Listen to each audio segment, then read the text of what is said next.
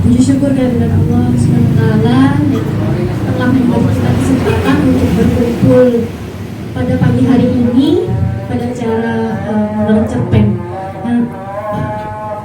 Selawat dan salam kita curah limpahkan kepada Rasulullah SAW yang telah membawa api-api kebenaran pada saat zaman jahiliyah saat itu. Ini sesuatu yang baru ya untuk simposium, karena pertama kali mengadakan acara monolog cerpen, suatu kehormatan bagi kami dan kepada pemateri. Tentu saja waktu dan tempat kami persilakan.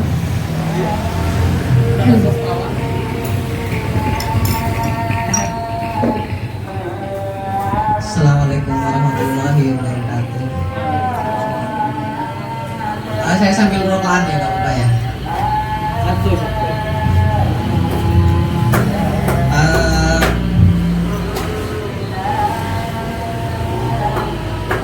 Saya mulai dari mana saya juga nggak tahu.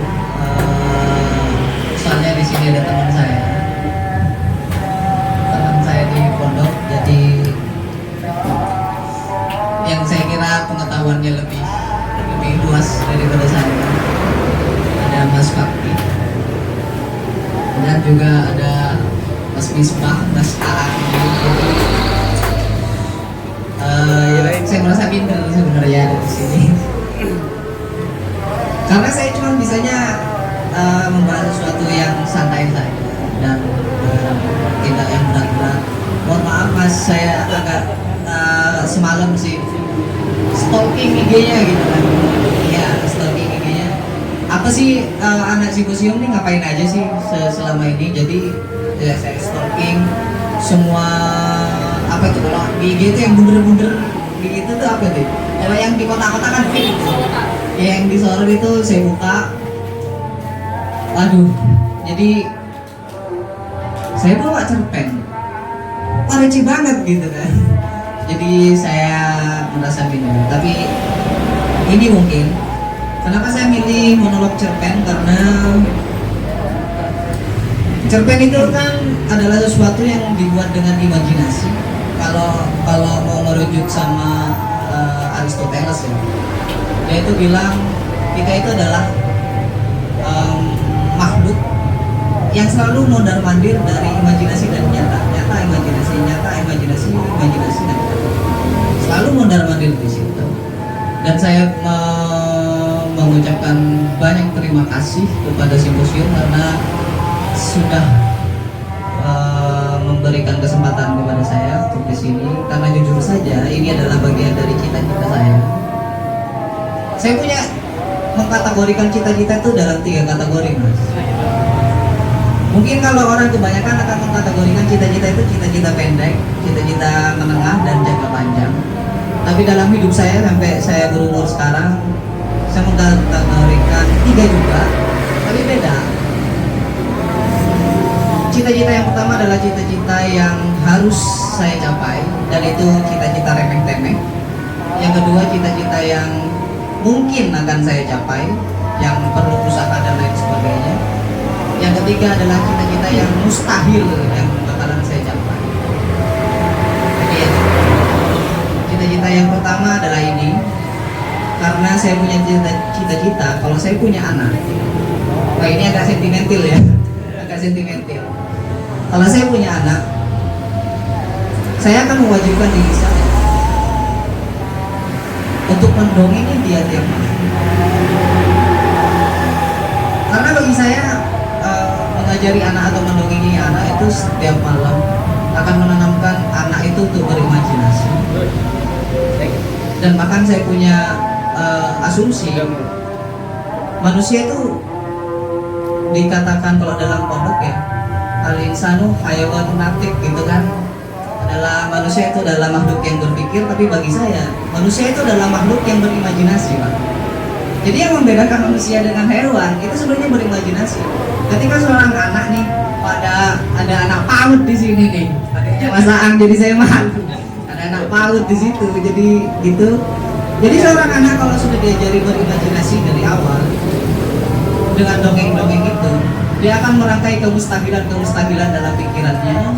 Mustahil nih, mustahil, dia berangan-angan. Tiba-tiba di suatu saat akan menyusun kerangka berpikirnya sendiri untuk mencapai kemustahilan itu. Jadi bagi saya, berpikir itu adalah step kedua untuk mencapai angan-angan. Maka dari itu saya bilang, wah, manusia itu kalau dikatakan adalah makhluk yang berpikir sehingga menjadi indikator pembedaan terhadap hewan, itu kurang tepat. Bagi saya sih manusia adalah orang yang karena dengan berimajinasi akhirnya dia berpikir gimana caranya. Tuh. Pertama jadi saya berterima kasih karena sudah memberikan fasilitas kepada saya untuk berlatih menjadi ayah yang akan mendongeng.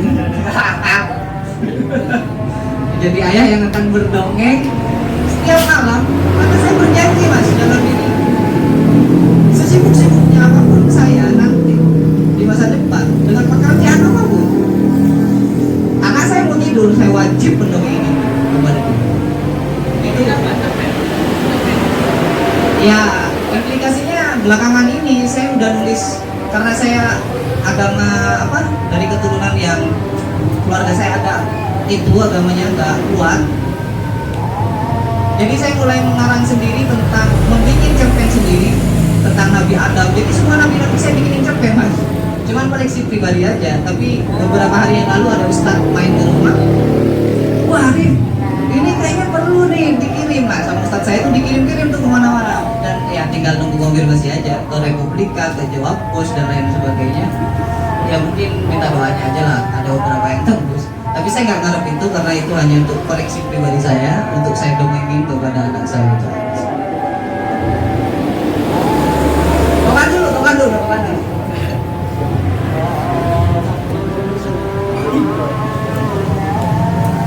Saya tidak akan membawakan banyak teori.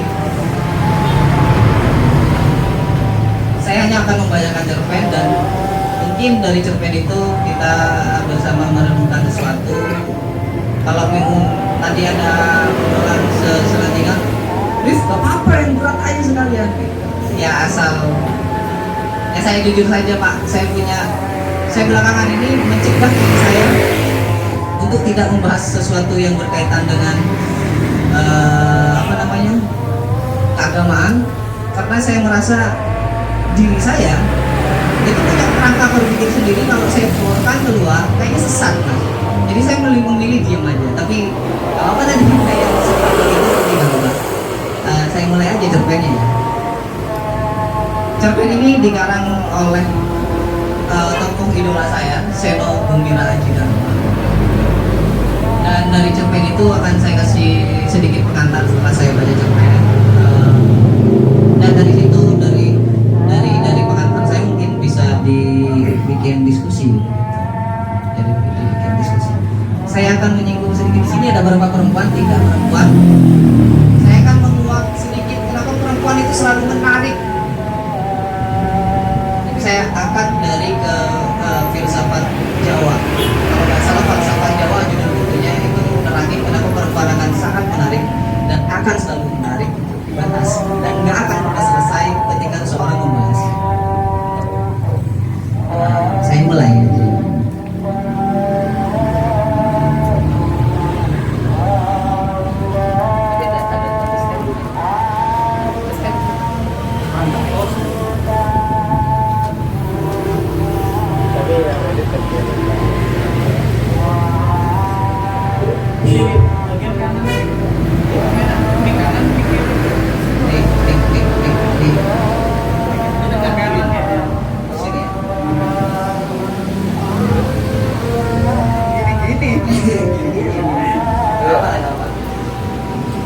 Sekali lagi saya sambil meropan ya, nggak apa ya, nggak apa. Itu ada mas itu yang gondrong kayak sastrawan, jadi sastrawan itu biasanya bebas, tidak mau terhubung oleh sesuatu yang kerangka, nggak mau. Yang sistematis, ya sistematis itu hati begituan. Jadi saya ropan. Dan ya.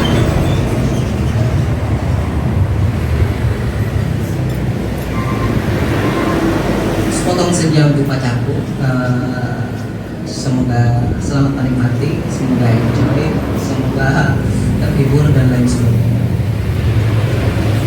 Ini cerpen ini adalah cerpen yang temanya surat kepada pacarnya dan pacarnya kirim surat balasan sebenarnya. Ini cerpen pertama. Kalau mungkin mau ada monolog cerpen lagi, bisa baca cerpen balasan dari orang ini. Gitu. Ini pertama. Ini pernah dibacakan oleh Abimana ya. Abimana Arya. Ya itu lah pokoknya, saya nggak tahu. Abimana pernah dibacakan dia dan saya mungkin akan bacakannya juga.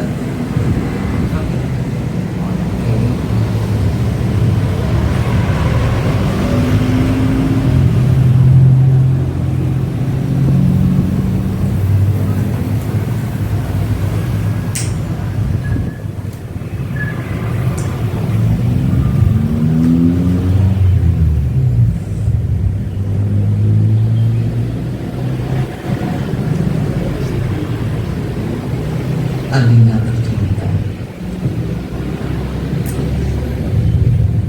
Nama ceweknya itu Alina namanya. Bersama surat ini kukirimkan padamu sepotong senja.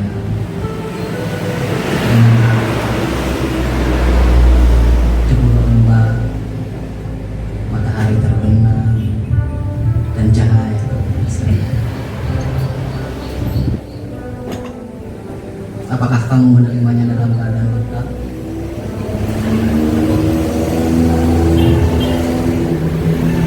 Seperti setiap senja di setiap pantai, ya tentu ada juga burung-burung, pasir yang basah, siluet batu karang, dan barangkali juga perahu lewat hijau.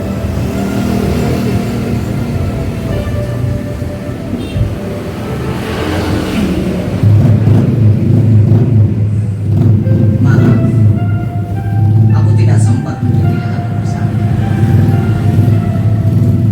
Mestinya ada juga lokan, batu yang berwarna-warni dan bias cahaya cemara yang terletak pada bumi yang bagaikan impian, yang selalu saja membuat aku mengangankan segala hal yang paling mungkin kulakukan bersama. Meski aku tahu semua itu akan tetap tinggal sebagai kemungkinan yang entah kapan menjadi kenyataan.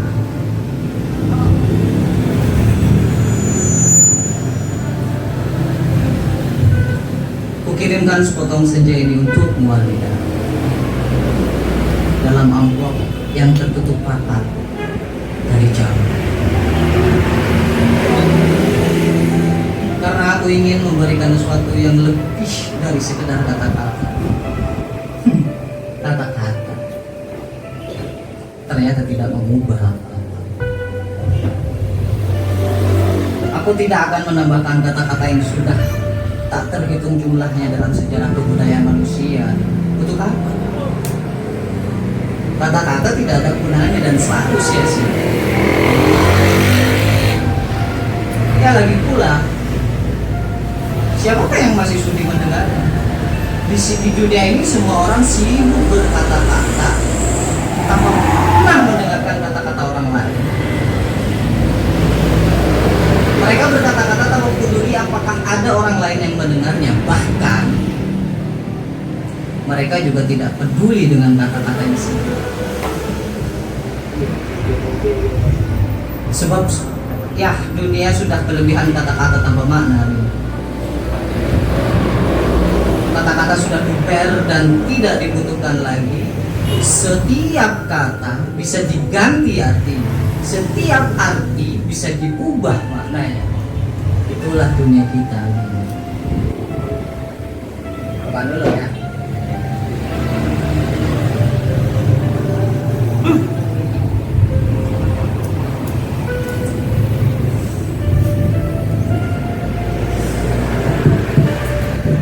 Kukirimkan sepotong senja ini untukmu, Alina, bukan kata-kata cinta. Kukirimkan padamu sepotong senja yang lembut dengan langit kemerah-merahan yang nyata dan betul-betul ada dalam keadaan yang sama seperti ketika aku mengambilnya saat matahari hampir tenggelam kepada cakrawala. Alina yang manis, Alina yang sayang. Oke, akan kuceritakan padamu bagaimana aku mendapatkan senja itu untukmu. Sore itu, aku duduk seorang diri di tepi pantai, memandang dunia yang terdiri dari waktu, memandang bagaimana ruang dan waktu bersekutu, menjelmakan alam itu. Di tepi pantai, di tepi bumi, semesta adalah sapuan warna keemasan dan lautan adalah cairan logam. Ya, meski bumi pada debur ombak yang menghempas itu tetap saja putih seperti kapas. Dan langit tetap saja ungu, angin tetap saja lembab dan basah, dan pasir tetap saja hangat ketika ku susupkan kakiku ke dalamnya. Kemudian tiba-tiba nih senja dan cahaya gemetar. Keindahan berputar melawan waktu dan aku tiba-tiba teringat pada barangkali senja ini bagus untuk pikirku. Maka aku potong senja itu sebelum terlambat. Ku kerat pada 4 sisi, lantas kumasukkan ke dalam saku. Dengan begitu keindahan itu bisa abadi dan aku bisa memberikannya padamu.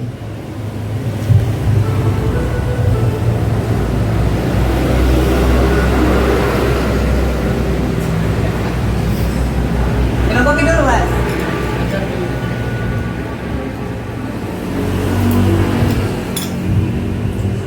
Setelah itu aku berjalan pulang dengan perasaan senang. Aku tahu kamu akan menyukainya, pasti.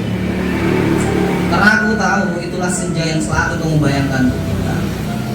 Aku tahu kamu selalu membayangkan hari libur yang panjang, perjalanan yang jauh, dan barangkali sepasang kursi malas pada sepotong senja di sebuah pantai di mana kita akan bercakap-cakap sembari memandang langit sambil berangan-angan, sambil bertanya-tanya apakah semua ini memang benar-benar telah terjadi. Kini senja itu bisa kamu bawa.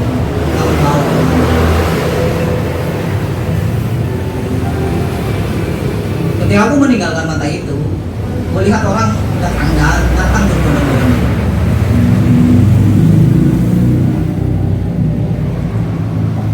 Ternyata mereka menjadi gempar karena senja telah hilang. Melihat cakrawala itu berlubang sebesar bertepus. Alina sayang, semua itu telah terjadi dan kejadiannya akan tetap seperti itu. Aku telah sampai ke mobil. Ketika di antara kerumunan itu melihat seseorang menunjuk-nunjuk ke arahnya. Dia yang mengambil senja itu. Saya lihat dia yang mengambil senja itu, katanya. Melihat orang-orang itu melangkah ke arah. Melihat gelagat itu aku segera masuk ke mobil dan baca tugas. Catat nomornya. Aku melejit ke jalan raya, aku kebut mobilku tanpa perasaan panik. Aku sudah berniat kali ini.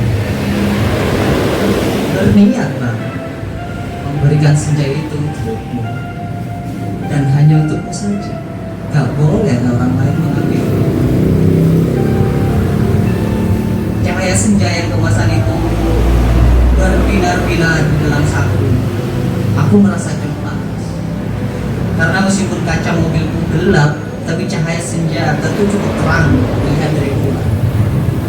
Dan ternyata cahaya senja itu memang menembus segenap cahaya dalam mobilku, sehingga mobilku meluncur dengan cahaya cemerlang ke aspal maupun ke angkasa. Dari radio yang kau setel, aku tahu berita tentang hilangnya senja telah tersebar kemana-mana. Dari televisi dalam mobil, bahkan kulihat potretku sudah terpampang. Aduh, baru hilang satu senja saja sudah paniknya seperti itu. Apa tidak bisa menunggu sampai besok? Bagaimana kalau setiap orang mengambil senja untuk pacarnya masing-masing? Barangkali memang sudah waktunya dibuat senja tiruan yang bisa dijual di toko-toko, dikemas dalam kantong plastik dan dijual di kaki lima. Sudah waktunya senja diproduksi besar-besaran supaya bisa dijual anak-anak pedagang asongan di perempatan jalan. Senja cuma 1.300.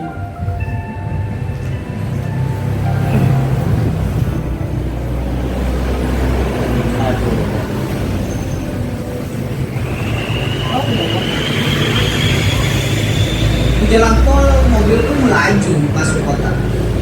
Aku harus hati-hati karena semua orang mencari. Harus hati-hati. Wah, sirine mobil kondisi meraung-raung di mana-mana. Cahaya kota yang tetap gemilang tanpa senja membuat cahaya kemasan dari dalam mobil tidak terlalu kentara. Lagi pula di kota, ya tahu sendirilah kota bagaimana. Tidak semua orang peduli apakah senja hilang atau tidak. Tidak peduli orang-orang kota itu. Di kehidupan kota, ya semuanya berjalan tanpa waktu. Tidak peduli pagi, siang, sore atau malam. Jadi tidak pernah penting senja itu ada atau hilang. Senja cuma penting untuk tulis yang suka memotret matahari terbenam. Ya boleh jadi. Hanya demi alasan itulah senja yang kubawa ini dicari-cari polisi.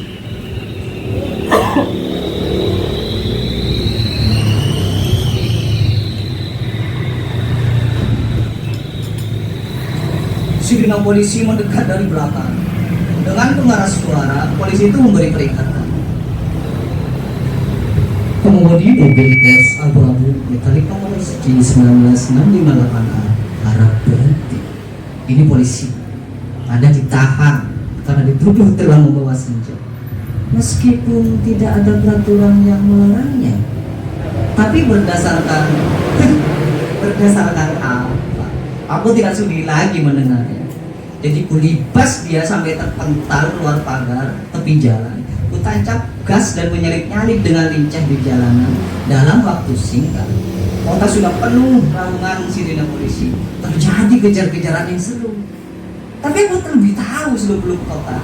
Jalanan dengan cahaya yang berwarna-warna, gang-gang gelap yang tak pernah tercatat dalam buku alamat, lorong-lorong rahasia yang hanya diperuntukkan bagi orang-orang bawah tanah. Aku tahu.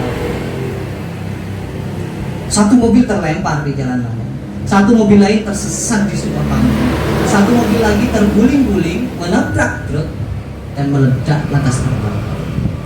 Masih ada 2 polisi bersepeda mengejarku. Itu soal kecil. Mereka tak pernah bisa mendahuluiku. Dan setelah kejar-kejaran beberapa lama, mereka kehabisan bensin dan pengendaranya cuma bisa memaki-maki. Kulihat dalam saku bajuku senja itu masih utuh, aman. Angin berdesir, langit semburat ungu, debu ombak mengempas ke pantai. Hanya padamu lah senja ini kuserahkan hari ini. Tak boleh polisi mengambilnya. Tapi Alina, polisi ternyata tidak sekonyol yang kusangka. Di segenap sudut kota mereka telah siap siaga. Bahkan aku tidak bisa membeli makanan untuk mengisi perut. Bahkan di langit tanpa senja, helikopter mereka menyerotkan lampu di setiap celah gedung bertingkat. Aku tersudut. Dan akhirnya Aris tertangkap. Kalau saja tidak ada gorong-gorong yang tertutup. Mobilku sudah kutinggal ketika memasuki daerah kumuh itu. Aku berlari di antara gudang, rumah tua, tiang serta temali. Terjatuh di atas sampah, merayapi tangga-tangga rel. Sampai seorang wanita menuntun ke sebuah tempat yang tak akan pernah aku lupakan dalam hidup. Masuklah, katanya tenang. Situ kau aman. Dia menunjuk gorong-gorong yang terbuka itu. Ada tikus keluar dari sana, baunya bacin dan mesin. Tengok ke bawah, melihat kelelawar bergelantungan. Aku ragu-ragu. Namun dari helikopter dan lampu sorotnya tadi yang mencari-cari itu melenyapkan keraguan. Masuklah, kamu tidak punya pilihan lain, kata gelandangan itu. Dan gelandangan itu mendorongku. Aku terjerembab jatuh. Bau busuknya bukan main. Gorong-gorong itu segera tertutup dan kudengar gelandangan itu merebahkan diri di atasnya. Lampu sorot helikopter menembus cahaya gorong-gorong tapi tak cukup untuk melihatku. Berapa senja dalam kantong masih aman, masih belum ada yang mengambilnya. Cahayanya yang merah keemas-emasan membuat aku bisa melihat dalam gelap. Aku melangkah dalam gorong-gorong yang rupanya cukup tinggi juga. Kusibakan kelelawar yang bergelantungan yang entah mati entah hidup itu. Kulihat cahaya putih di ujung gorong-gorong. Air busuk mengalir setinggi lutut. Namun makin ke dalam makin surut. Di tempat yang kering kulihat anak-anak gelandangan duduk maupun tidur-tiduran. Mereka berserakan memeluk rebana dengan mata yang tidak memanjangkan beban. Aku berjalan terus melangkahi mereka dan coba bertahan. Betapapun ini Alina, betapapun ini, lebih baik daripada harus menyerahkan senja Alina. Senja tetap untuk, tidak untuk orang lain, hanya untuk. Di ujung gorong-gorong, di tempat cahaya putih itu, ada tangga menuju ke bawah. Putih tangga itu. Cahayanya semakin terang dan semakin benderang. Astaga, kamu boleh tidak percaya, Rina. Tapi kamu akan terus membacanya. Tangga itu menuju ke mulut sebuah gua. Dan tahukah kamu ketika aku keluar dari gua itu aku ada di mana? Di tempat persis sama dengan tempat di mana aku mengambil senja itu untuk wanita. Sebuah pantai dengan senja yang bagus, ombak, angin, dan kepak burung. Tak lupa cahaya keemasan dan bias umum pada mega-mega yang berarah bagaikan aliran mimpi. Cuma saja tidak ada lubang sebesar kartu pos. Jadi meskipun persis sama, tapi bukan tempat yang sama. Tempatnya saja di dalam gorong-gorong.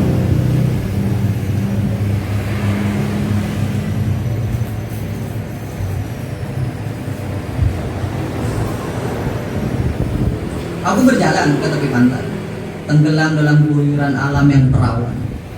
Nyiur tentu saja, matahari, dasar lautan yang bunyi, dengan lidah ombak yang berdesis-desis. Tak ada cottage, tak ada barbecue, tak ada marina. Ya, semua itu memang tidak perlu. Senja yang bergetar melawan takdir membiaskan cahaya keemasan ke tepi semesta. Aku sering malu sendiri melihat semua itu. Alina, coba bayangkan. Apakah semua itu mungkin diterjemahkan dalam bahasa? Senja yang indah, apakah mungkin diterjemahkan dalam bahasa? Keindahan tidak butuh bahasa untuk menjelaskannya.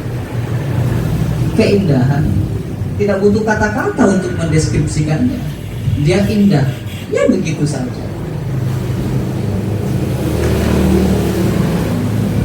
Sambil duduk di tepi pantai aku berpikir-pikir, untuk apa semua ini kalau tidak ada yang menyaksikannya? Setelah berjalan-jalan ke sana kemari, aku tahu kalau dunia dalam gorong-gorong ini kosong. Tak ada manusia, tak ada tikus apalagi dinosaurus. Hanya burung yang berkepak, tapi ia sepertinya bukan burung yang bertelur dan membuat sarang. Dia hanya burung yang dihadirkan sebagai ilustrasi senja saja. Dia hanya burung yang berkepak dan berkepak terus di sana. Aku tak habis pikir, Alina. Alam seperti ini dibuat untuk apa? Dibuat untuk apa? Untuk apa senja yang bisa membuat seseorang ingin jatuh cinta itu jika tidak ada seekor dinosaurus pun untuk menikmatinya? Ada alam indah, tapi gak ada yang menikmatinya. Kenapa? Sementara di atas sana orang-orang diikuti dengan senja. Jadi ya begitulah hal ini. Ku ambil juga senja itu. Ku kerat dengan pisau Swiss yang selalu ku bawa pada 4 sisinya, sehingga pada cakrawala itu berlubang sebesar kartu pos. Nah sekarang aku punya 2 senja. Di saku kiri dan kanan. Aku melangkah pulang. Bumi berhenti beredar di belakangku, menjadi kegelapan yang basah dan bacin. Aku mendaki tangga, kembali menuju gorong-gorong bumiku yang terkas. Sampai di atas, setelah melewati kelelawar bergelantungan, anak gelandangan yang berkepaparan, dan air setinggi lutut, kulihat polisi-polisi helikopter sudah pergi, sudah gak ada lagi. Gelandangan tadi yang mendorongku sedang tiduran di bawah tiang listrik sambil meniup saxophone. Aku berjalan mencari mobilku, masih terparkir dengan baik di supermarket. Nampaknya bahkan baru saja dicuci. Sambil mengunyah pizza, segera kekebut mobilku menuju pantai dengan bersenja di saku kiri dan kanan, lengkap dengan matahari, laut, pantai, dan cahaya keemasannya masing-masing. Mobilku bagai memancarkan cahaya ilahi. Sepanjang jalan layang, sepanjang jalan tol, ku tancap gas dengan kecepatan penuh.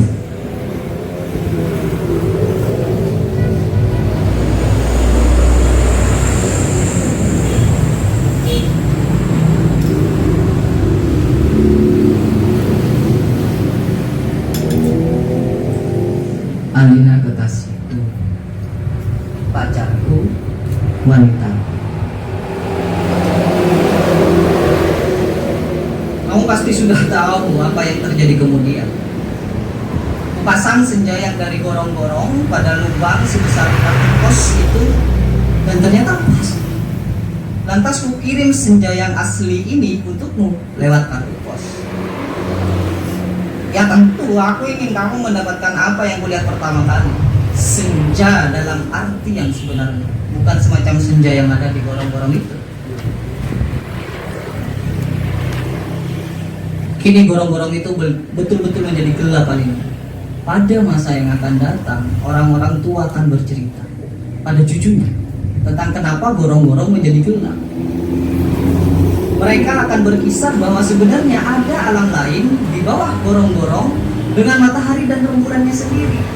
Namun semua itu gak ada lagi karena seseorang telah mengambilnya, menggantikan senja lain di atas bumi. Orang-orang tua itu juga akan bercerita bahwa senja di atas bumi itu yang asli telah dipotong dan diberikan oleh seseorang kepada pacar.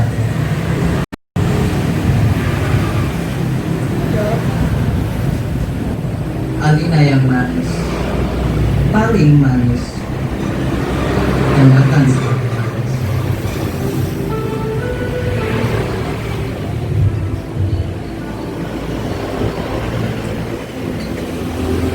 Terimalah sepotong senja itu hanya untuk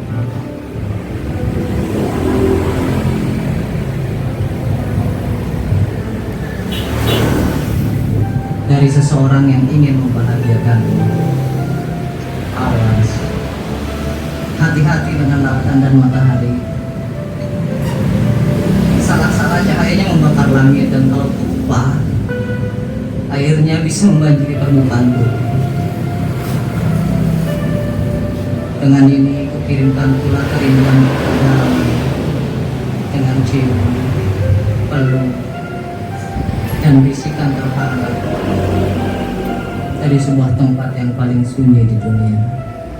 Seno Mila Cibanda dari Sasa.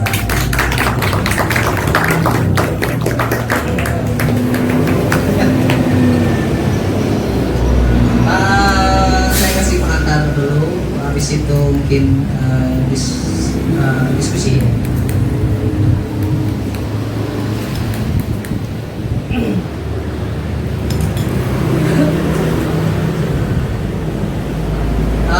Dulu di agama Islam, di agama masing-masing tentu ada cerita yang berbeda-beda tentang penciptaan manusia ya. Tapi yang paling mengena, maksudnya menjawab kenapa perempuan itu selalu menjadi sesuatu yang menarik untuk dibahas. Kenapa perempuan itu selalu tidak pernah selesai untuk diceritakan.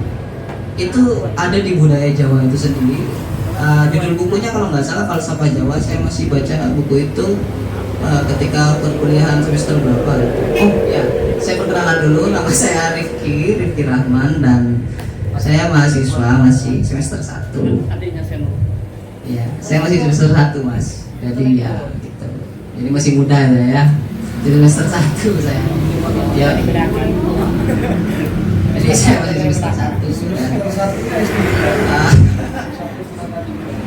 Dan di buku itu diceritakan kalau ternyata orang-orang Jawa itu sudah mengkonsepkan tentang penciptaan Adam dan Hawa dalam versinya yang berbeda.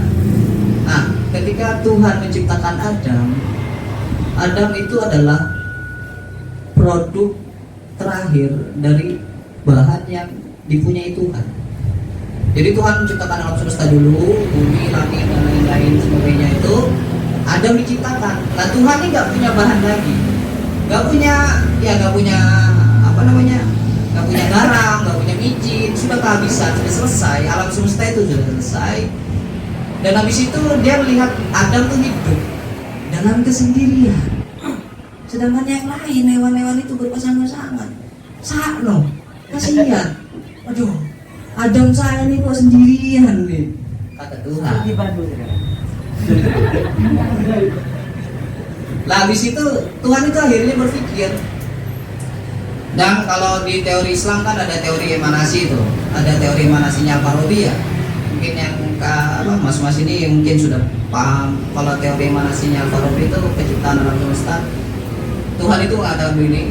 Aku berpikir tentang langit, maka terjadilah kemudian matahari. Aku berpikir langit dan matahari, kemudian lahirlah bumi. Aku berpikir langit, matahari dan bumi, lahirlah planet-planet yang lain. Sampai bumi jadi, aku berpikir dari semuanya itu, kemudian lahirlah manusia. Aku berpikir dari semua itu, dan aku akan menyatakan inilah aku. Itu kalau teori manasinya Al-Farabi. Tapi kalau orang Jawa lain. Mikir, ya aku pengen buat pasangan nih buat si Adam. Tapi Adam sendirian dan saya udah kehabisan bahan. Kata Tuhan, apa coba kreativitas Tuhan? Ini sangat lucu dan buat saya sih lucu ya. Tapi ini masuk akal. Akhirnya Tuhan itu mengambil seluruh yang indah-indah, paling indah di atas bumi ini, mulai dari kicauan burung yang paling merdu diambil sama Tuhan. Cahaya senja yang paling hangat diambil sama Tuhan. Kemudian raungan singa yang lembut tapi gini itu diambil sama Tuhan. Terus sejuknya embun di pagi hari yang paling sejuk diambil sama Tuhan. Terus apa itu ayam yang kayak ayam mekar kayak gitu tuh apa namanya? Mekarnya merak itu diambil sama Tuhan sari-sarinya. Kemudian gemulainya kepak burung itu diambil sama Tuhan. Pelan-pelannya embun yang jatuh ke daun yang lain itu diambil sama Tuhan. Semua yang indah-indah diambil dari Tuhan, dijadikan satu jadi perempuan. Dijadikan satu.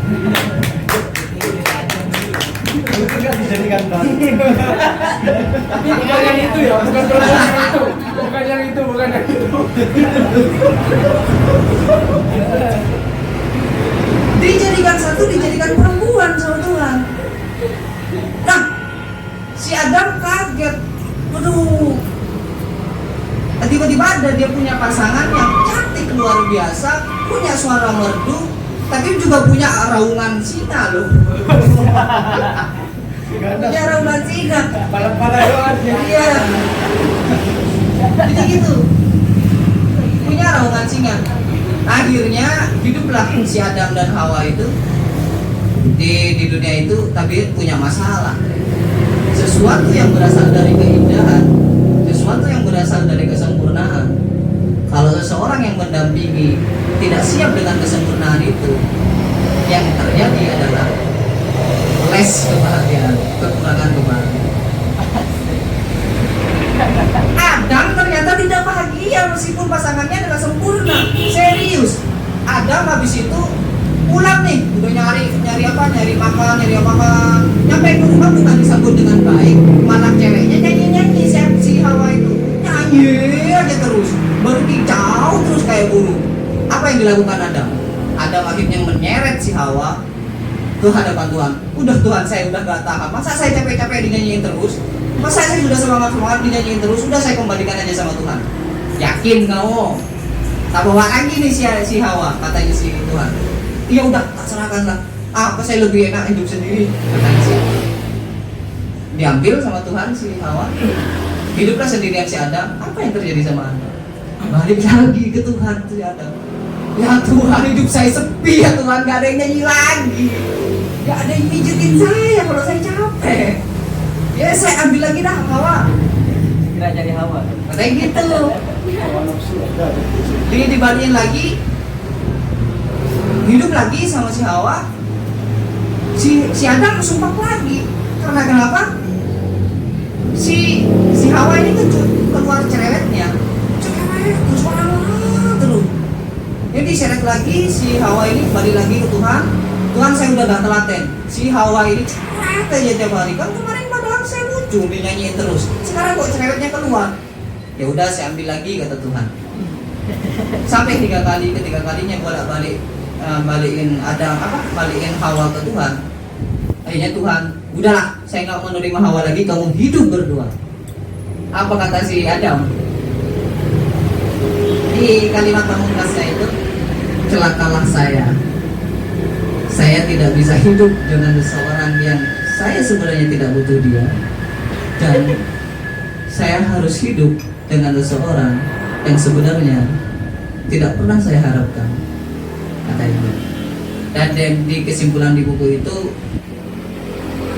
kamu jangan pernah mencari sesuatu yang sempurna, karena sempurna itu kalau kamu tidak siap dengan kesempurnaan itu tidak akan sempurna. Dan bahagia itu tidak usah dicari, karena ketika kamu mencari kebahagiaan itu gak akan ketemu. Dan itu baru-baru ini ada penelitian yang saya baca di jurnal ahli neurologi apa itu yang saraf-saraf otak. Iya beneran, saya baca di jurnal apa itu semalam, karena pekerjaan saya ngutak-ngatik jurnal, kebetulan baca jurnal itu. Betul, kalau kamu ingin bahagia, berhentilah nyari kebahagiaan. Karena ketika kamu sudah berniat mencari, sel saraf otak kamu itu tegang, dan kamu tidak akan bahagia. Katanya sih gitu. Ya udah jalani aja hidup kamu. Kamu miskin ya miskin aja lah. Kalau kamu galau ya galau aja lah. Kamu akan sampai di satu titik di mana kamu akan menemukan kemiskinan itu kebahagiaan. Kamu akan menemukan sebuah kebahagiaan dalam kegalauan. Gitu. Udah jalani aja. Kesimpulan jurnal itu gitu. Bahagia dengan kegalauan. Gitu.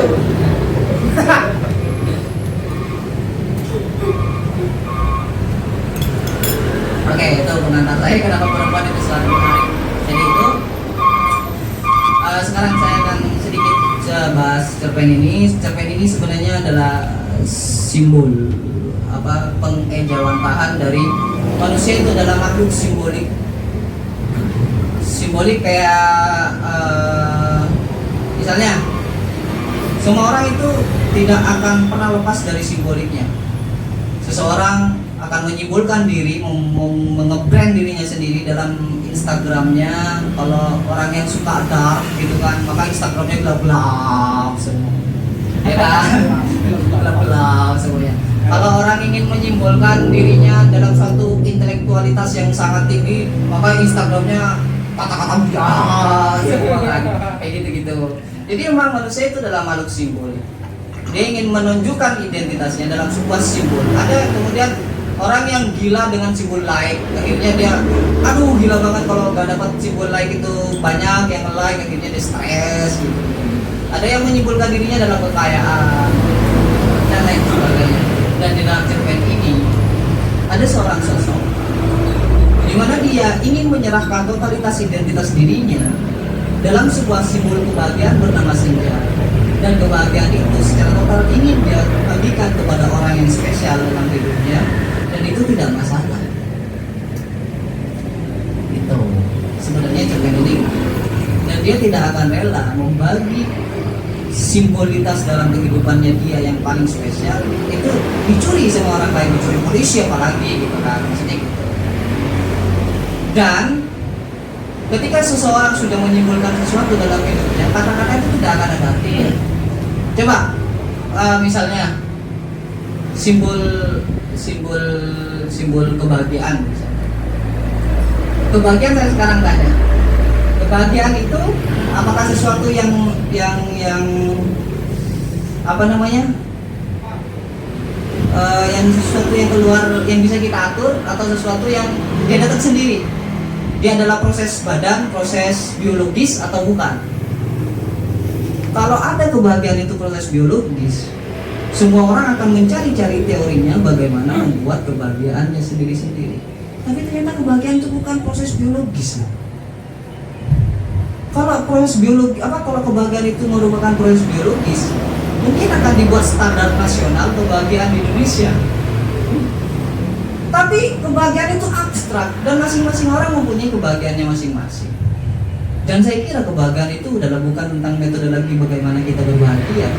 Kebahagiaan adalah sesuatu yang dikasih oleh Tuhan ketika kita siap untuk bahagia. Maka benar orang itu bilang, kamu gak usah cari kebahagiaan ketika sudah Tuhan menyatakan diri, wah anak ini nih siap nih kayaknya bahagia, udah tak kasih bahagia. Konsep sabar akhirnya masuk di situ. Itu loh maksud saya. Paham gak? Paham. Jadi memang begitu. Nah, karena di sini ada ahli psikologi ya. Ahli psikologi. Dulu saya bereksperimen hampir 3 tahun tentang psikologi. Psikologi praktis sih. Body language. Saya belajar tentang body language itu 2 tahun. 2 tahun saya belajar betul body language. Dan sampai akhirnya saya paham, kalau seseorang bicara, dia ngelirik kemana, itu identifikasi dia bohong apa enggak. Kalau dia sambil berbicara kemudian gerak bibirnya itu berapa detik sekali, itu udah teridentifikasi. Kalau dia duduk posisi duduknya gimana, apakah menghilang atau apa, dia kayak gitu. Kemudian kalau dia ngobrol ke sini, kemudian dia ngedipkan berapa kedip sekali, dia apa kesimpulannya itu ada. Dan saya belajar itu. Tapi di satu hari saya berpikir, wah kayaknya perlu diterapkan ini. Saya gitu. Akhirnya saya terapkan, Mas. Saya terapkan beneran ini. Saya terapkan untuk mendekati perempuan-perempuan. Mendekati perempuan-perempuan. Setiap kali saya mendekati perempuan, saya pasti punya satu buku dan saya kasih judul buku itu, nama perempuan itu. Dan saya riset. Setiap hari saya ngobrol sama perempuan itu, saya tulis dalam percakapan berapa kali dia membetulkan kerudungnya. Betulan, serius. Ketika dia berargumen dalam perkuliahan, dia mengajukan ketidaksetujuan, berapa kali dia mengubah posisi bukunya, berapa kali dia ngangkat tangannya dalam 5 detik atau berapa. Saya tulis semuanya. Dan tahu nggak, untuk membuat seseorang nyaman, sebenarnya itu ada teori. Kalau ini teori ini diungkapkan dalam sebuah film, apa judulnya itu? Filmnya ngepek-ngepek gitu loh. Saya lupa judul filmnya, sorry. Itu namanya Gauche Reaction. Gauche Reaction itu adalah ketika kamu ingin membuat orang itu nyaman, tirulah orang itu bergerak. Sampai kamu harus tahu dalam 1 menit orang itu mengangguk berapa kali. Kamu itu harus tahu. Serius saya praktekkan, Mas. Ya 1 menit itu mengangguk berapa kali. Saya bawa stopwatch coba. Saking saya getolnya untuk membuktikan teori itu. Dan ternyata berhasil. Saya deketin cewek, saya nembak cewek gak pernah ditolak karena saya sudah menerapkan itu. Serius. Serius. Dan ternyata ada sebuah misteri setelah itu. Apa misterinya? Kamu mungkin bisa memecahkan seseorang atau mendapatkan seseorang dengan teori. Tapi ada satu misteri yang gak akan pernah kamu pecahkan. Apa itu? Takdir. Kagak bisa. Sebagus apapun kamu membuat seorang perempuan itu nyaman, mungkin bisa jadi pacarmu. Tapi untuk jadi pendamping hidupmu, itu bukan urusan teori. Itu urusan tangan Tuhan. Dan dari semua teori yang saya praktekkan, gak ada yang nyantol. Mamaku gak ada yang setuju, Mas. Ketika saya bawa depan mamaku, gak ada yang setuju. Gitu. Jadi, sebesar apapun kamu berteori, ada sesuatu yang lebih besar dari itu, yaitu takdir Tuhan. Gitu. Takdir Tuhan. Dan ya, ada satu lagi. Sepintar-pintar apapun kamu, ini saya kan udah mengantongi banyak teori ya tentang deketin perempuan. Ini agak sentimental dan saya akan mencoba menerapkan ke seseorang yang akan saya jadikan istri. Apa yang terjadi coba? Apa yang terjadi?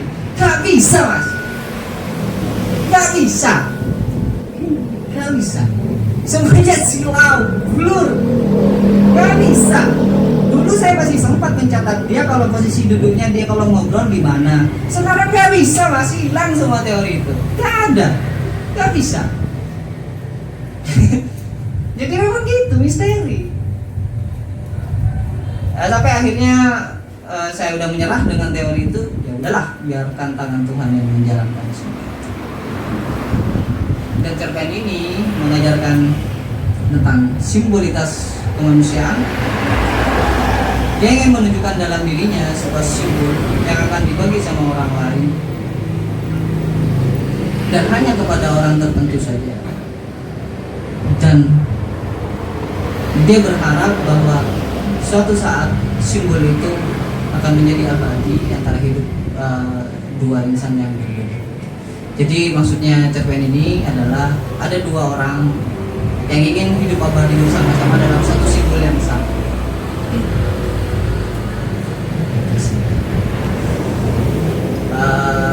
Karena belakangan ini ada sedikit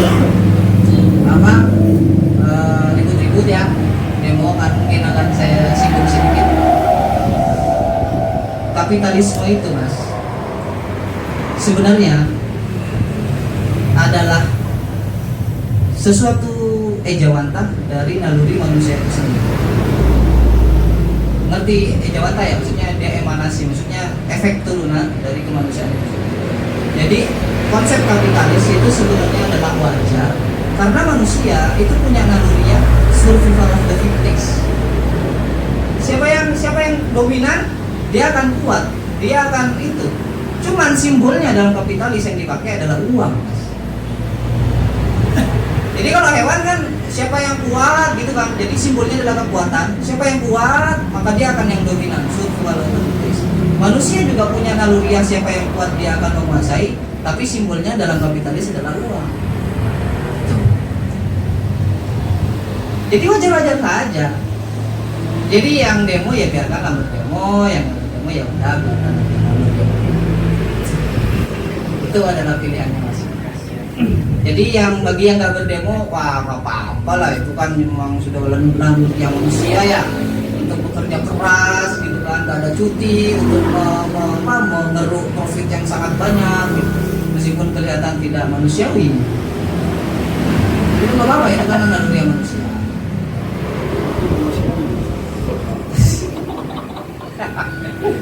Begitu. Mungkin hanya itu saja pengantar. Mungkin ada yang mau saya persilakan. Nggak ada santai-santai kan, maksudnya nggak ada yang berat-berat kan, misalnya ada positivisme atau Nietzsche yang mengatakan Tuhan telah mati. Nggak ada yang khusus.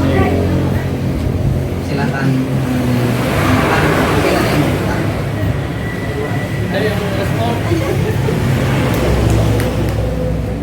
Ya dari sastrawannya simposium. Bisa dari tadi. Bisa. Yang tenang itu. Itu simbolik ilegal.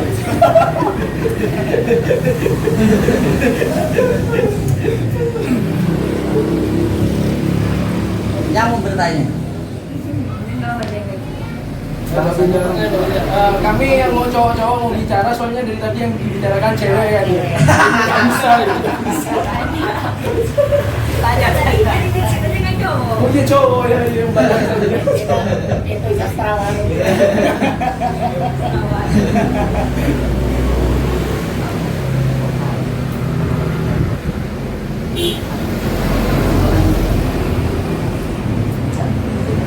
Kalau ada saya mau nanya nih.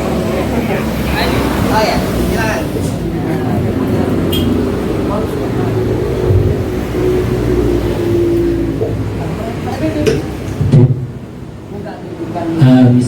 Bismillahirrahmanirrahim. Assalamualaikum warahmatullahi wabarakatuh.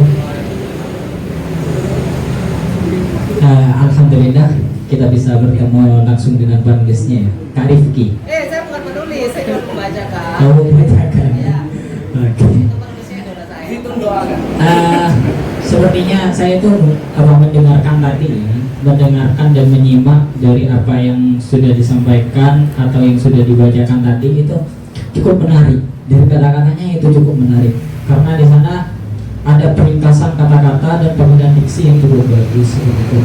Sehingga saya itu bisa flashback ke novelnya Nadur Moto El Bandari kalau nggak salah itu, yang judul novelnya itu Memanjat Pesona.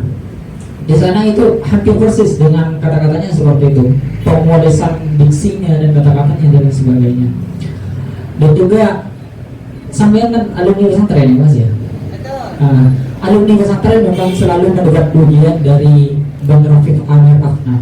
Itu salah satu founder buku satu buku kalau nggak salah seperti itu. Itu memang santri ketika menulis sebuah karya sastra itu dengan polesan, dengan penuh makna dan multi tafsir seperti itu. Dan apalagi ditambah dengan kata sastrawan, itu ketika buku itu sudah diluncurkan dan sudah ada di tangan pembaca, tentu pembaca dengan bebas untuk menafsirkan hal itu. Tapi makna yang sebenar-benarnya itu ada pada penulis. Nah di sini saya tuh sedikit bertanya ya Mas ya, karena saya tuh memahami tadi itu kan tentang seorang perempuan dengan seorang laki-laki, dengan bagaimana dia itu mengungkapkan sebuah perasaannya dan mengibaratkan dengan sebuah senja yang penuh dengan keindahan di waktu sore itu. Saya juga memahami bahwasanya Mas itu waktu menulis itu kayaknya dilanda penuh dengan asmara. Ya. Ya karena penulis itu tidak jauh dengan si penulis kayak gitu. Tulisan itu tidak jauh dengan penulisnya kan seperti itu. Dan itu apakah sudah dibukukan atau tidak? Sudah ya? Belum. Belum. Oke. Ya mungkin itu saja pertanyaan saya. Oke, saya jawab.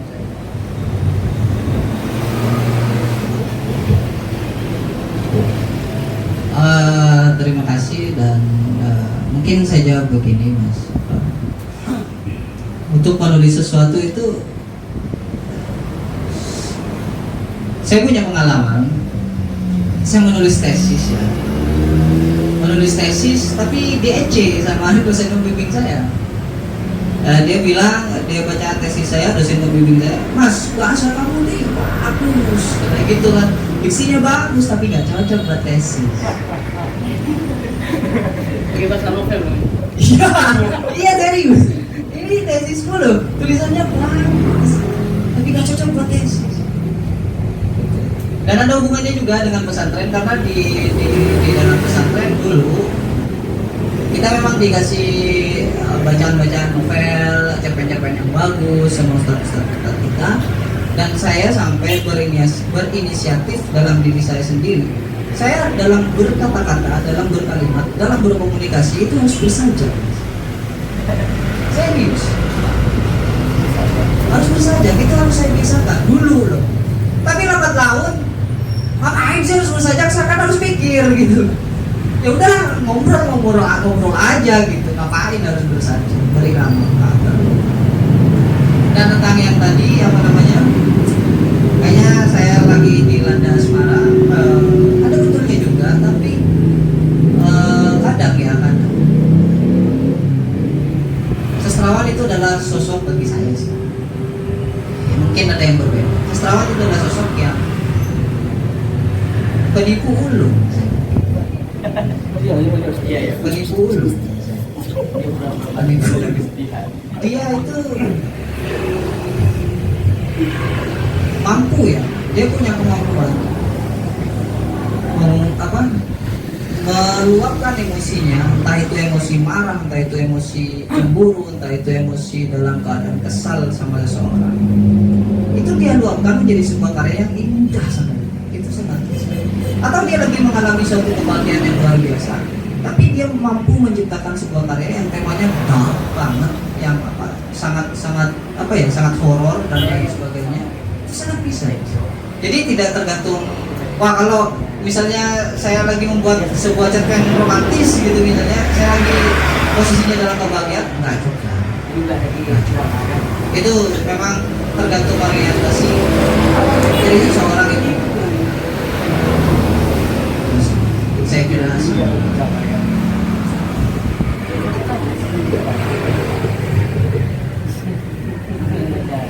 jadi kita saya kira jadi enggak, memang sastrawan itu adalah penipu. Jadi jangan pernah percaya sama sastrawan. Soalnya kan tulisan yang bagus itu adalah yang menjiwai, terutama yang menjiwai itu adalah yang berpengalaman. Oke. Silakan ada yang Ayo. Ayo, Pak. Dan feminisme, Kak. feminisme. Iya, feminis. Sorry to say, saya itu karena tadi saya mengungkap teori survival of the fittest. Saya pernah hadir di komunitas feminisme dan dengan terang-terangan, mungkin ini cuma ice breaking waktu itu saya niatnya. Saya bilang perempuan itu memang pantas dijajah.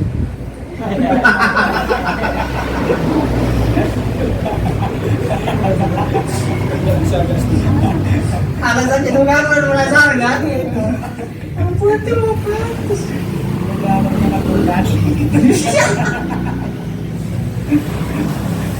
Karena teorinya Darwin itu memang masuk akal ya. Survival of the fittest itu memang masuk akal karena memang naluriah manusia. Kau lahir aja, sperma ayahmu yang masuk ke rahim ibumu itu sudah melewati sikut-sikutan dan bunuh-bunuhan dari sekian ribuan atau jutaan sperma yang lain. Jadi kita lahir ini adalah produk dari sikut-sikutan dan saling bunuh-bunuhan. Dan kenapa ketika kamu dalam dunia nyata menolak untuk dibunuh? Maksud saya begitu. Lah kamu ini lahir dalam kondisi membunuh orang lain kok. Kan kayak gitu kan. Spermamu yang jadi kamu ini sekarang itu sebenarnya setelah kita membunuh sperma yang lain saudara kita itu. Lah kenapa ketika kamu lahir di dunia menolak untuk disakiti? Udah biasa aja. Gitu loh, Pak. Ya biasa aja. Disakiti itu memang realitas hidup, digobloki itu memang realitas hidup. Tapi barangkali ketika sudah kayak gitu kan, marilah kita belajar bersama-sama, bahagia bersama-sama, ngobrol bersama-sama. Gitu. Jadi iya, serius saya waktu itu di seminar loh, Mas. Saya ngomong nanya ke seminar di aula itu saya ngomong beneran. Mohon maaf Ibu, secara naluri ya, secara fisik, hierarki fisik, perempuan itu memang lebih lemah daripada laki-laki.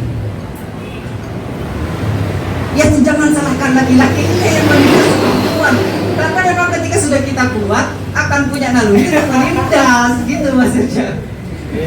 Maka dari itu mungkin sarannya adalah perempuan itu membangun kekuatan karena dia udah punya kesadaran lemah dalam fisik, dia akhirnya tergerak untuk membuat suatu kekuatan di bidang lain, dan yang cowok, yang men itu harus merangkulnya. Kamu pengen kuat di mana sih? Pengen kuat di intelektual? Yuk belajar bersama-sama, mungkin itu yang perlu. Tapi kalau secara fisik, memang hierarki perempuan itu memang. Tapi faktanya mereka justru mengeluarkan dari segi fisik juga, cuma pakai skincare. Oh iya, dan itu membuat para cowok-cowok miskin ya. Oh, jangan-jangan perempuan itu berkonspirasi menyatakan dalam kongres perempuan, ayo kita buat lemah laki-laki itu dari ekonominya. Mari kita buat kekuatan dalam skincare. Bisa jadi.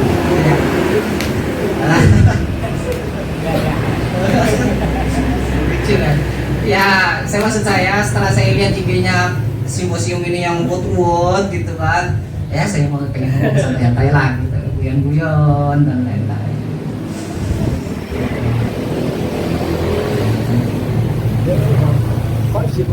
Tapi dalam Islam itu maha adil. Meskipun perempuan itu adalah makhluk yang lemah, tapi ternyata surga ternyata ditaruh di bawah yang lemah itu. Itu kan sesuatu yang bertolak belakang gitu bagi pemikiran saya, bertolak belakang. Meskipun dia lemah, ternyata dia punya kekuatan. Mau coba macam-macam kok. Sudah tahu loh, apa ini loh. Memang Islam, memang equal itu beda ya sama sim ya, beda ya. Equal itu setara. Jadi misalnya equal kita punya saudara, kita kelas kuliah, terus adik kita itu SD, kita dikasih sangu 100.000, sedangkan yang adik kita yang SD cuma dikasih 10.000, itu equal, adil, karena kebutuhannya berbeda. Beda sama SIM. Kalau SIM kan harus menyatakan kalau kamu sangumu 100.000, adikmu juga 100.000. Islam itu equal.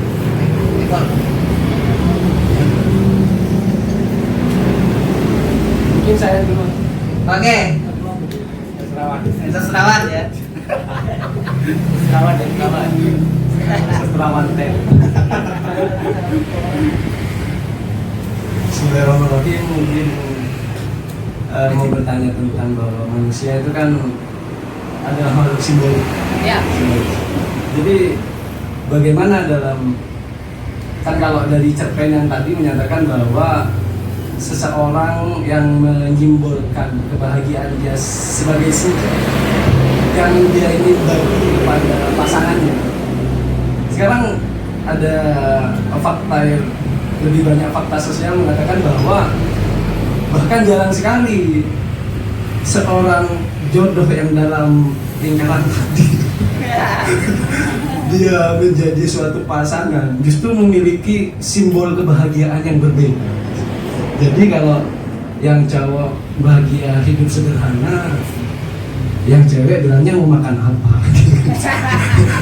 Misalnya sederhana gitu juga. Maksudnya simbol kebahagiaan antara dua pasangan itu berbeda. Mungkin agak persis dengan contoh Adam dan Hawa dalam filosofi Jawa tadi. Juga apa dia bilang, masalah kalau kita ingin bahagia maka berhentilah mencari kebahagiaan. Apakah jika saya gunakan ilmu cocoklogi ini juga bisa diterapkan kepada bagaimana kita mencari Tuhan? Soalnya orang-orang yang ateis itu adalah orang-orang yang memang mencari Tuhan. Jadi sebagai konsekuensi logis dari mencari kebahagiaan tadi, karena dia mencari Tuhan, maka Tuhan tidak akan menampakkan kepada dia. Kau mungkin bisa dijawab. Sekian. Pertanyaan berat ini. Serius.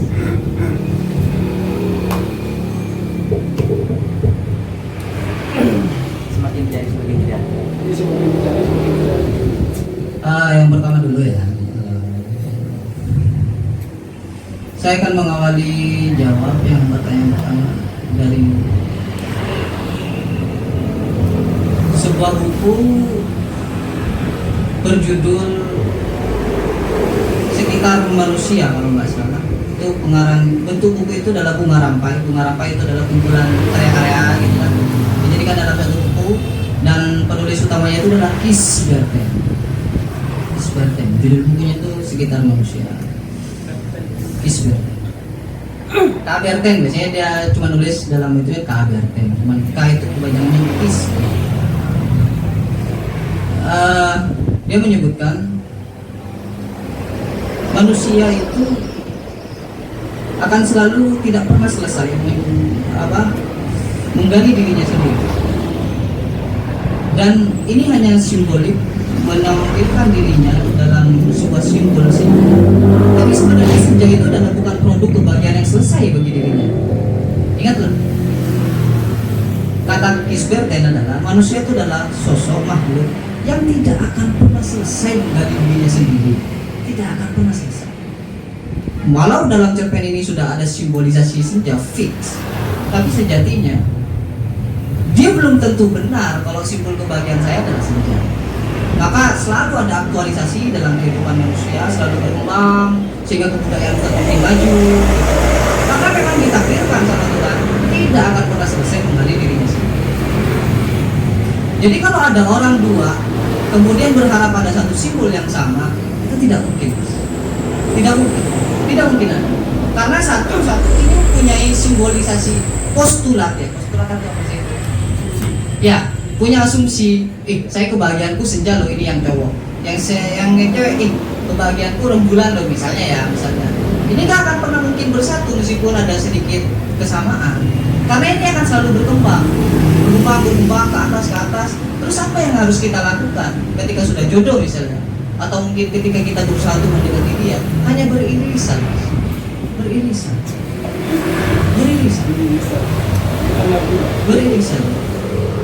Hanya beririsan.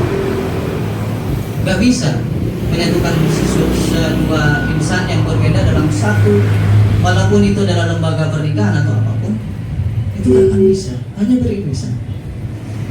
Karena Mas Fakih ini lebih tahu karena saya beristri ya. Hanya beririsan, gak bisa. Karena kita selalu berkembang, beraktualisasi.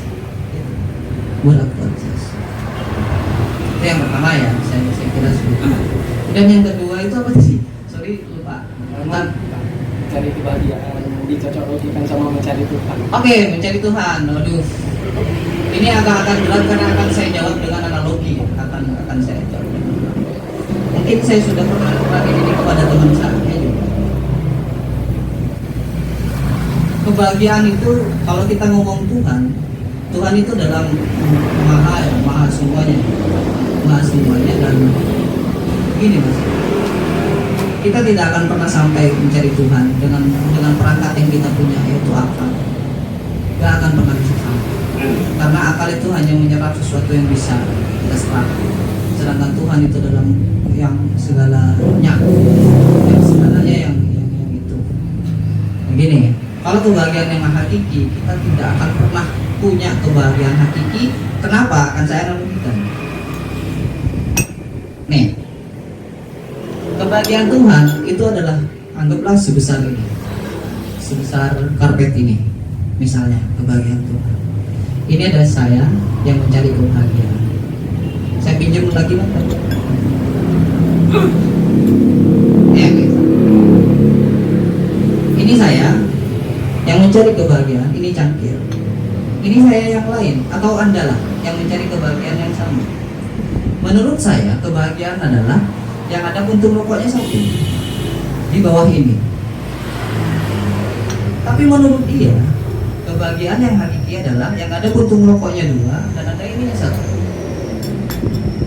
Dan di bawah ini ada kebahagiaan hakiki yang kebahagiaan Tuhan. Tapi kita tidak pernah bisa merasakan karena cuman kita hanya bisa menyerap kebahagiaan Tuhan yang hakiki itu cuman selingkaran ini Mas. Padahal kebahagiaan Tuhan luas ini loh. Di sana mungkin ada yang bilang, kebahagiaan Tuhan enggak, yang ada lalatnya. Sedangkan di sini nggak ada lalatnya. Jadi kita tidak akan pernah. Kita hanya membaca simptom-simptom. Apa ya simptom itu apa? Ya gejala ya. Simptom-simptom, gejala. Kemudian kita sok berani mengeneralisir kebahagiaan Tuhan yang hakiki adalah seperti itu. Padahal kebahagiaan Tuhan adalah yang luas. Kamu tidak akan bisa mencapai. Itu termasuk kebenaran. Itu sih, saya kira. Karena perangkat yang kita punya itu sangat terbatas. Makanya kata-katanya siapa itu ya yang bilang begini, Jalaluddin Rumi itu bilang tanda menuju Tuhan itu adalah akal. Maka dari itu ketika kamu mencari Tuhan, mendaki ke Tuhan, injek-injeklah akalmu. Itu loh, tangga menuju Tuhan itu adalah akal. Memang akal tangga menuju Tuhan. Tapi kalau kamu sudah naik, proses naik, injek-injeklah akalmu. kan paradoks ya, paradoks. Widih, paradoks mas. Saya pakai bahasa paradoks. Waduh. Padahal saya bahasa senja loh. Paradoks. Sangat paradoks. Paradoks.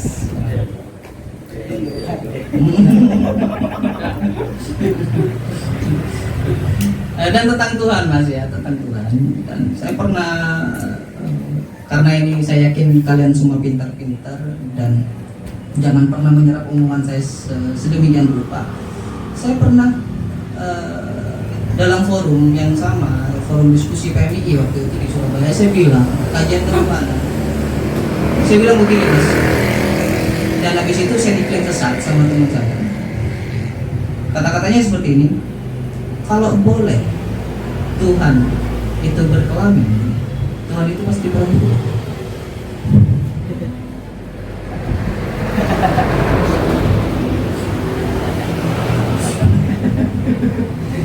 Tapi itu hanya asumsi akademik loh, bukan asumsi keyakinan yang saya pahami.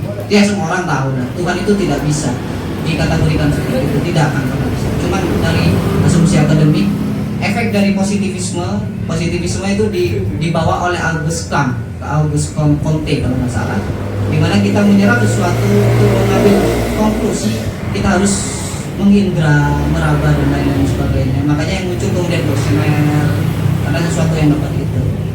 Saya pakai itu, hanya yang keluar konklusi. Pengen tahu alasannya kenapa? Kenapa? Coba perhatikan alam yang diciptakan Tuhan ini, termasuk makhluk-makhluknya. Indah, indah sekali, teratur, harmoni. Coba kamarnya laki-laki kayak apa? Berantakan, Pak. Coba alam itu, alam yang indah itu, kita colek sedikit aja, celakai sedikit aja. Apa yang terjadi sama alam? Oh, kiamat Pak. Kita lukai hutannya, makanya terjadi banjir. Responsifnya itu sangat cepat. Coba ke perempuan, colek dikit aja, tak napeleng mas. Kalau cowok dicolek dikit, kesenangan mas. Wih, saya dicolek gitu kan? Gitu. Ya logika dasar di sini. Ya saya bilang gitu. Ya itu yang bilang, ya semua dari kita pasti tahu lah. Tuhan itu memang tidak tersentuh, untouchable. Walaupun dengan alam kita, tapi kita yakin Tuhan itu ada.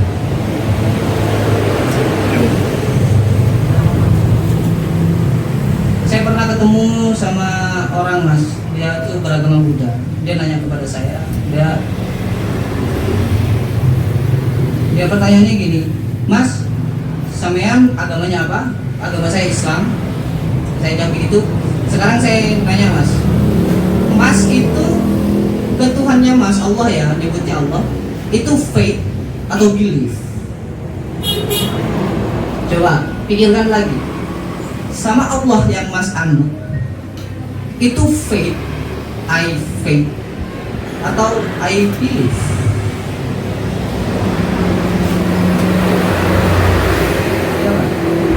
Apa kira-kira? Faith atau belief?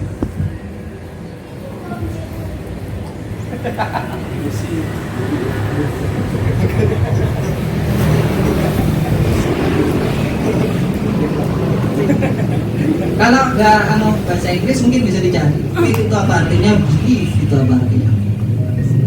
Faith atau belief?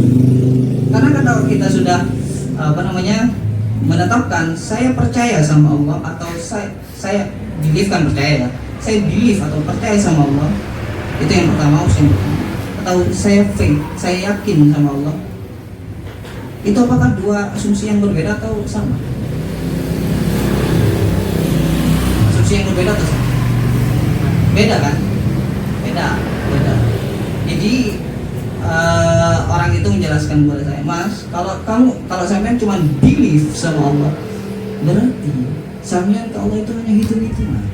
Karena belief itu menentukan mensyaratkan sebuah sebab akibat. Saya percaya sama sampean karena sampean itu adalah tidak pernah bohong, tidak pernah menipu saya, berbicara kepada temannya selalu tutur kata yang bagus, maka saya percaya sama sampean. Ada syarat kan, ada sebab, ada akibat. Tapi kalau saya yakin di kemudian hari emasnya ternyata rampok jahat, saya tetap bilang, enggak kok, saya percaya. Kayak Abu Bakar ke Muhammad, saya percaya, saya yakin Muhammad itu tidak akan pernah bohong. Jadi kan Tuhan itu nggak ada syarat, Mas. Meskipun Tuhan sudah membabi buta ngasih kita musibah terus, tapi saya faith, yakin Tuhan tidak sejahat itu.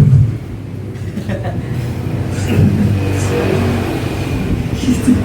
Kalau kita masih believe, saya dosa apa ya barusan ya, kenapa Tuhan selalu kasih saya cobaan? Gitu. Ada apa Tuhan? Kenapa saya selalu dikasih cobaan? Itu masih posisinya believe.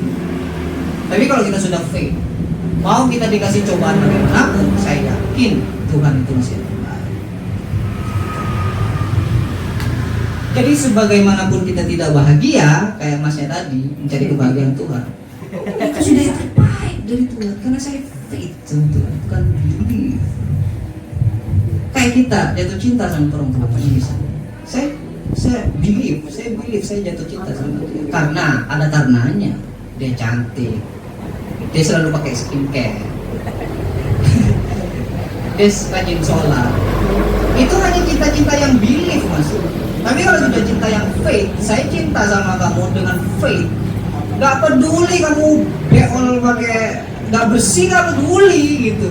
Kamu bau badan pun juga gak peduli karena saya faith, saya cinta. Gitu. Udah gak gitu.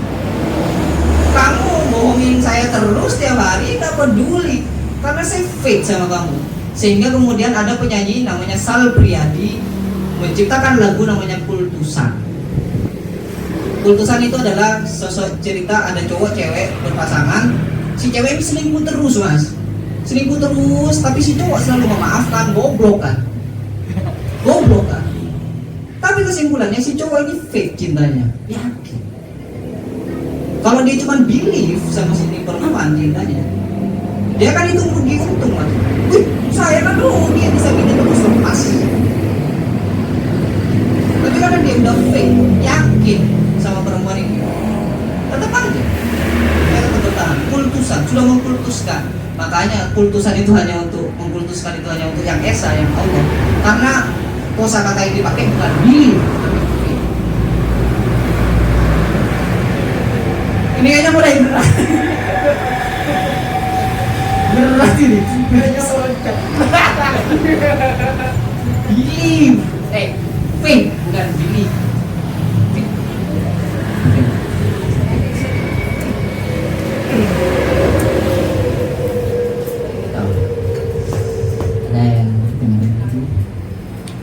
Oh ya, Mas. Aduh, saya agak takut sih.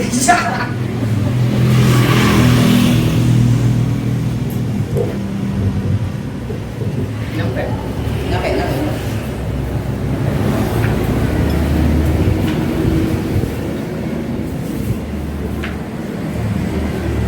Assalamualaikum warahmatullahi wabarakatuh.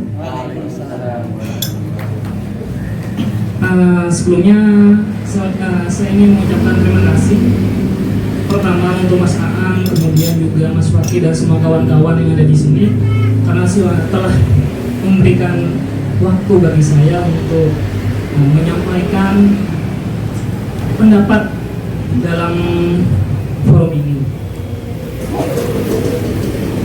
Ya, berbicara mengenai cerpen Sepotong Senja untuk Pacarku, itu adalah cerpen dari Mas Seno Gumilar Dharma. Yang saya tahu setelah cerpen itu terbit, kemudian dijadikan novel. Kalau tidak salah, ingat, ya itu sudah dijadikan sebuah novel. Dalam cerpen Sepotong Senja untuk Pacarku, tadi sudah dibahas bahwasanya sastra itu dekat sekali dengan penulisnya, kata Mas siapa? Mas Hendra. Cerpen itu dekat sekali dengan penulisnya karena memang seseorang ketika membuat sebuah tulisan itu pasti akan mengikut sertakan perasaannya, dan itu pasti, akan mengikut sertakan perasaannya, juga pengalaman-pengalaman batin yang sudah dia temukan atau sudah dia rasakan sebelumnya. Sepotong senja untuk pacarku, bagi saya sendiri itu sebenarnya adalah implementasi dari mencari kebahagiaan itu sendiri. Karena pada dasarnya ketika Mas Seno itu membuat cerpen tersebut, itu kan menceritakan tentang tokoh laki-laki itu Sukap namanya. Mas Sukap ya. Ketika Sukap mengambil senja, mencuri senja, kalau tidak salah saya baca itu mencuri senja dan kemudian ingin mempersembahkan bagi Alina, ya, bagi Alina. Itu sebenarnya implementasi dari mencari kebahagiaan itu sendiri bagi saya. Karena wanita, ya, kebetulan di sini ada kaum Hawa, itu pasti ingin dibahagiakan. Nah, dan itu adalah implementasi dari usaha seorang laki-laki untuk membahagiakan pasangannya. Ya, contohnya tadi dengan mencuri senja yang notabene sebenarnya senja itu kan bukan milik manusia. Senja itu milik Tuhan. Tapi bagaimanapun caranya, tokoh Sukap itu ingin mempersembahkan yang terbaik, ingin memberikan segalanya bagi Alina.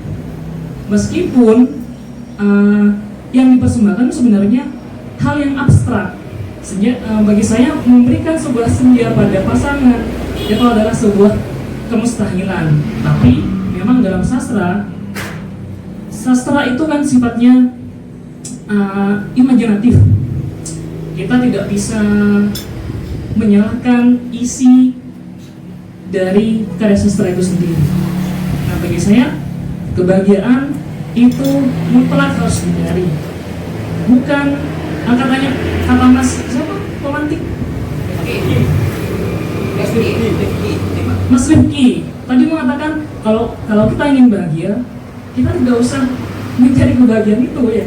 Kalau nggak salah saya atau nggak saya dengar. Justru kalau kita ingin bahagia, maka kita harus mencari kebahagiaan itu. Karena pada dasarnya kita sendiri tidak tahu kebahagiaan apa yang akan Tuhan berikan pada kita kalau kita tidak berusaha. Nah, itu yang saya tangkap dari makna cerpen itu sendiri. Hubungannya dengan kaum Hawa, hubungannya dengan kaum Hawa itu simbol. Benar kata Mas Rifki, karya sastra itu bisa jadi simbol dalam cerpen dalam cerpen Sepotong Senja untuk Pacarku itu adalah simbol dari perjuangan seorang laki-laki terhadap pasangannya atau terhadap seorang perempuan. Itu yang saya tangkap dari cerpen tersebut. Artinya apapun akan selalu diberikan, laki-laki akan selalu memberikan yang terbaik bagi pasangannya. Ya, kemudian Mas Rifki tadi mengatakan wanita itu merupakan gabungan dari keindahan yang Tuhan ciptakan, dari sayap merak, kemudian kicauan burung, ya, auman singa. Itu memang benar. Wanita itu implementasi dari keindahan yang Tuhan ciptakan. Ya, cuma di sini kita tidak akan menemukan keindahan itu kalau kita belum bersama-sama, atau kata lainnya, kalau kita masih belum menikah, kita tidak akan menemukan kebahagiaan. Wah, ini sinderan nih kayak Merdeka. Kayak jomblo Mas. Enggak, Mas. Oh iya Mas. Karena kebetulan saya sudah berkeluarga. Mas Maki udah bahagia. Ya, tanyakan saja pada kawan-kawan yang sudah berkeluarga. Ketika kicauan burung yang dijadikan simbol, kemudian auman singa katanya, kemudian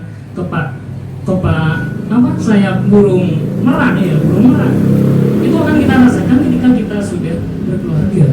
Bagaimana ketika pasangan kita berbisik, "Mas, popok anaknya sudah habis." Itu kicauan burung yang merdu. Ketika pasangan kita berbicara dengan intonasi yang berbeda, "Mas, suaranya sudah habis." Itu omongan singa. Itu sebuah omongan singa sebenarnya. Ya, itu sebuah omongan singa. Ketika kita pulang ke rumah, kemudian pasangan kita menyediakan kita kopi, menyediakan kita makanan, itu fermentasi dari kepak sayap dari burung merak. Artinya rumah itu akan indah ketika suatu pasangan itu bisa saling melengkapi. Oh berarti susu habis juga. Oh iya, dan susu habis di rumah. Jangan-jangan. Ya, jadi bagi saya pribadi, kebahagiaan itu harus mutlak dicari. Coba tanyakan saja pada kaum hawa di sini, pada kawan-kawan perempuan, apakah mereka ingin dibahagiakan atau menerima kebahagiaan itu apa adanya? Pasti mereka akan mengatakan, saya ingin dibahagiakan. Bukan hanya menerima kebahagiaan yang ada, tapi bagaimana caranya saya ingin diberi kebahagiaan yang lain. Begitu. Ya, terima kasih. Assalamualaikum warahmatullahi wabarakatuh.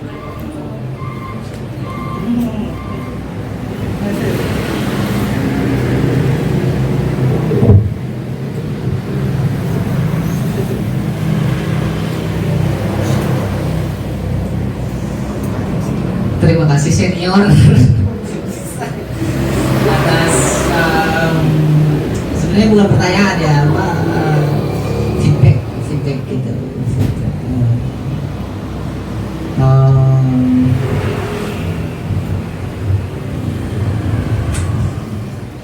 Dalam filsafat itu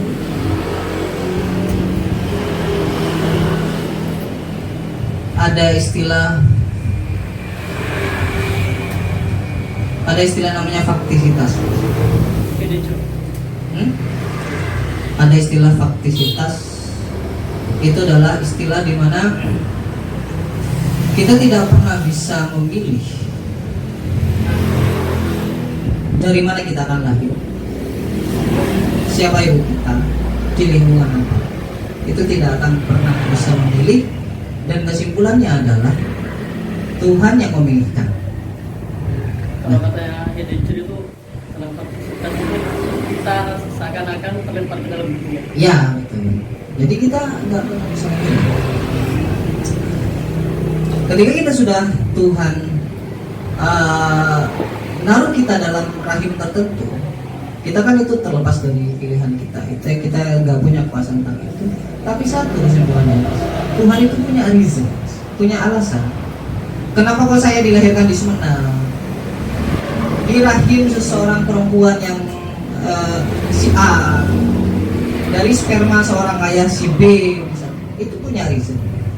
Karena ketika saya lahir di suatu tempat itu Tuhan punya reason. Kebahagiaan apa yang pantas, apa yang layak kamu dapatkan dengan potensi yang saya berikan, itu sudah hitungan pas dari Tuhan itu sendiri.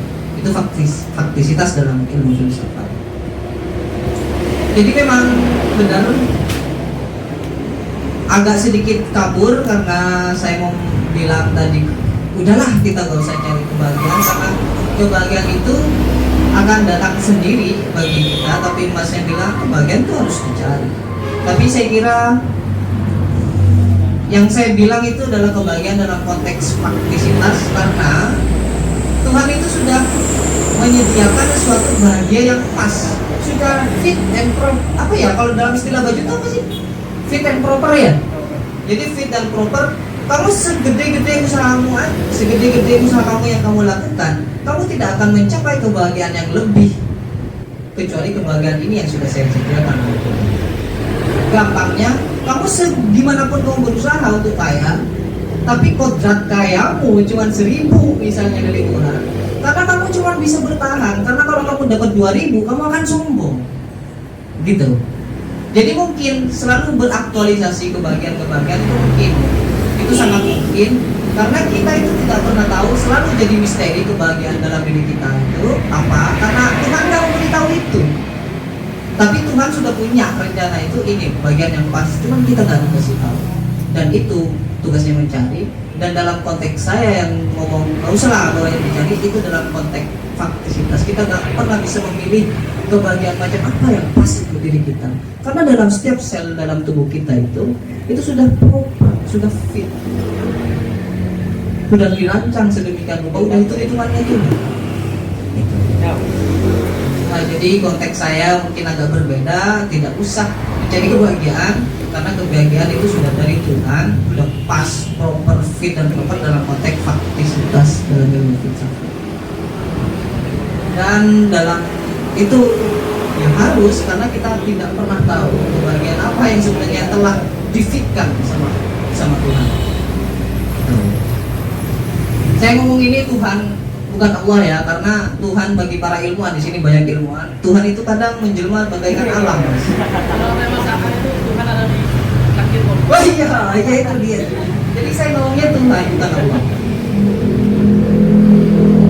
Jadi itu yang pertama. Terus yang kedua itu tentang apa ya? Maaf saya. Yang tentang apa ya? Udah lupa. Sorry tadi agak sedikit itu. Cuman yang saya tangkap sih seperti itu. Jadi, teman saya. Waduh ini saya serem Mas Aan. Saya mau ditanya sama, aduh. Ini Saya mau ditanya sama Mas Plat ini nih. Aduh. Ya Mas.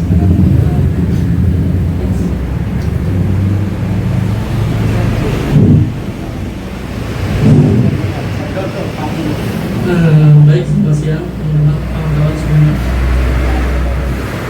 Jadi dari beberapa dari kita yang sudah muncul dari gagasan teman-teman tadi itu seolah-olah tidak terlepas dari yang namanya pertanyaan dan respon atau feedback kepada narasumber kita pada siang hari ini yang menurut saya sangat luar biasa.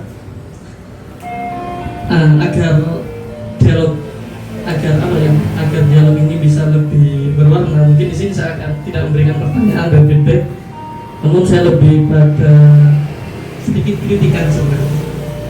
Dan kritikan bukan kepada narasumber, tapi lebih kepada karya dari Seno Gumira sendiri. Sebenarnya receh sebenarnya kritikan. Dalam judulnya kan Seno Gumira kan menyatakan bahwasanya sepotong senja untuk pacarku, itu Mas ya. Nah jadi dari redaksi ini saya sebagai masyarakat awam membaca bahwasanya apa ya, redaksi atau diksi pacarku ini kalau menurut saya kurang tepat dalam merepresentasikan suatu simbol kebahagiaan. Karena yang saya tangkap dari apa yang disampaikan Seno Gumira kan kepada kebahagiaan itu akan muncul ketika ada dua insan yang terikat dalam suatu hubungan pacaran. Nah, jadi seperti itu. Mungkin saya lebih sepakat jika redaksinya lebih pada orang spesial.